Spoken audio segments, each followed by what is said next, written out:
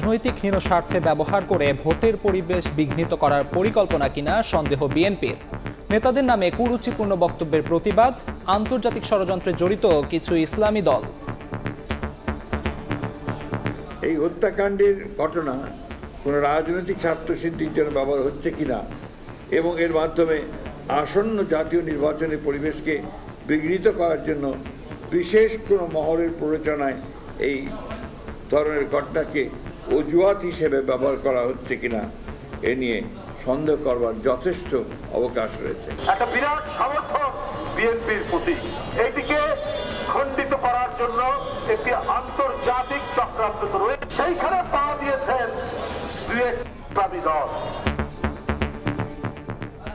দেখছিলেন প্রধান শিরোনাম। দুপুরের সময় সঙ্গে আছি আমি সাদিক হাসান ইমন এবং আমি আমিরুল ইসলাম আলিফ। এবার অন্যান্য শীর্ষ সংবাদ। রাজনৈতিক দলগুলোর সঙ্গে ঐকমত্য কমিশনের বৈঠক, সংসদের দ্বিকক্ষ নারী আসন নিয়ে আলোচনা, রাষ্ট্র পরিচালনায় নারীর সম্মানজনক অবস্থান চান আলী রিয়াজ। আন্দোলনে হাজারো নারীর সাহসী ভূমিকা, গণ অভ্যুত্থানের অবদান স্মরণে পালিত হচ্ছে জুলাই কন্যা দিবস। র্যালি, চলচ্চিত্র প্রদর্শন, কনসার্ট ও ড্রোন শোর আয়োজন। আওয়ামী লীগের রাজনৈতিক এজেন্ডা বাস্তবায়নের সহযোগী সিআরআই-এর নথির খোঁজে দুদক। সূচনা ফাউন্ডেশনের দান ও অনুদানের নথি জব্দেও এনবিআরকে চিঠি।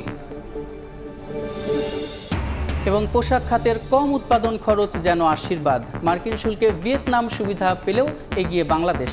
আলোচনায় শক্ত অবস্থানে থাকার পরামর্শ অর্থনীতিবিদদের।